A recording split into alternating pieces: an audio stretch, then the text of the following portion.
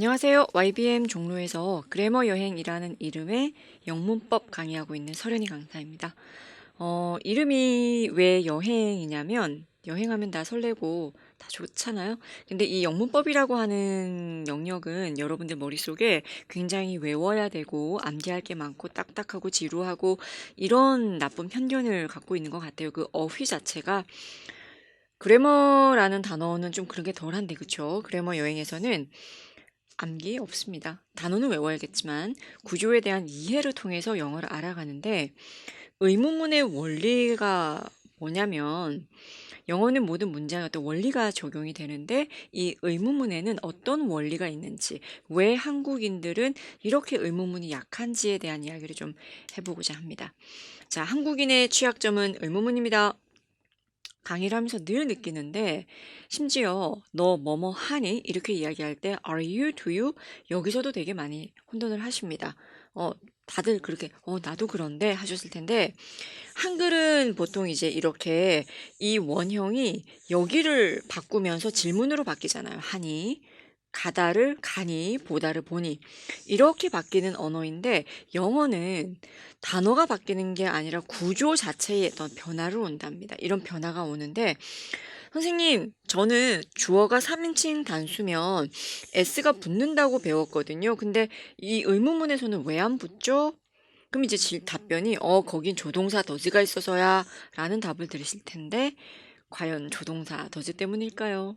어떤 원리가 있는지 한번 살펴보실 텐데 영어는 단어 형성도 원리가 있다라고 제가 잡아봤습니다. 영어라는 언어는 굉장히 논리적이고 정확하고 구체적인 언어입니다. 동양 언어들에 비하면. 그래서 굉장히 여러분들 그 안에 어떤 원리 논리를 들여다보면 참 재밌는 언어인데요. 심지어 단어들도 그게 있어요. 예를 하나 들면 이 EX라는 거 하는 거 있죠. X. 이 친구는 뭔가 안에 있는 걸 이렇게 끄집어낸다라는 걸 표현하는 게 바로 X거든요. 그래서 여러분들 왜 너 감정이 있어? 그럼 나타내, 드러내, 나타내란 말이야. 그래서 표현하다가 express가 되고요. 그 다음에 우리 무슨 사고가 있거나 이럴 때 거기 있는 사람들과 집게들을 끄집어내야죠. 어디를 통해서? 비상구. 그래서 비상구가 exit, ex가 붙어 있습니다. 열심히 공부했어. 실력이 쌓였겠네. 얼마나 쌓였는지 끄집어내서 봐야지. 시험을 봐야죠. exam.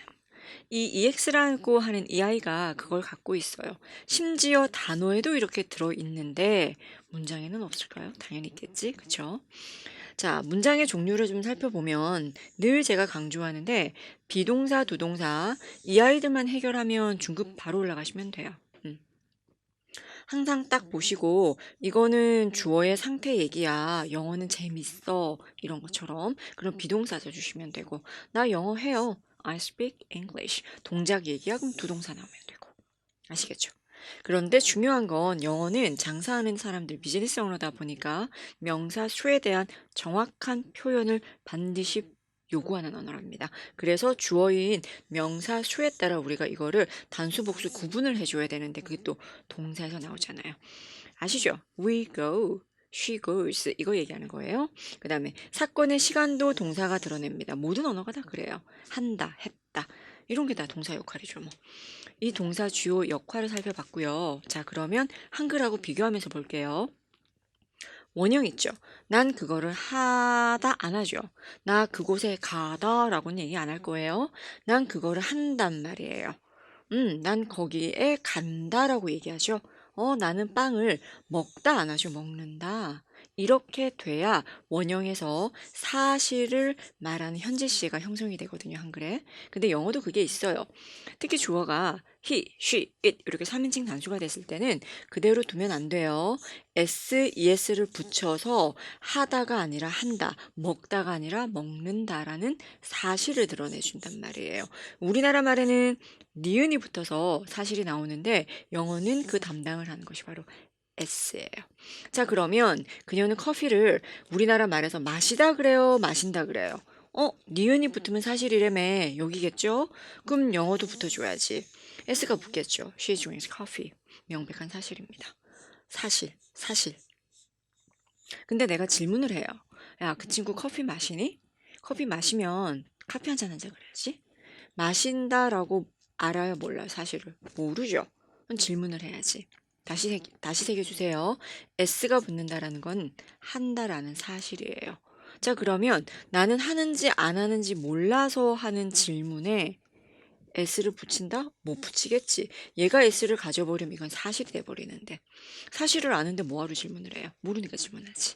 그런데 중요한 건 이 주어가 나오고 3인칭 단수 주어가 있고 이 동사는 be가 아니라 do입니다라는 걸 나타내 줘야 돼요. 영어는 정확해야 되기 때문에. 그래서 여러분들이 알고 있는 여기서 s하고 es를 붙여버리는 거죠. 그래서 이거는 사실 여부를 알 수가 없어요. 아, 그게 S였어? 라는 소리가 막 들려요. 나 커피 마셔. 그녀 커피는 마셔. 이때 S가 붙여서 이거를 사실이라고 표시해 주시면 됩니다. 기억하세요. S의 기능은 명사 복수도 표현해 주지만 주어의 3인칭 단수일 때 그 아이들이 사실인지 아닌지를 표현해 주는 거. 그게 S예요. 두 번째는 그 사람 영어 하나요 혹시?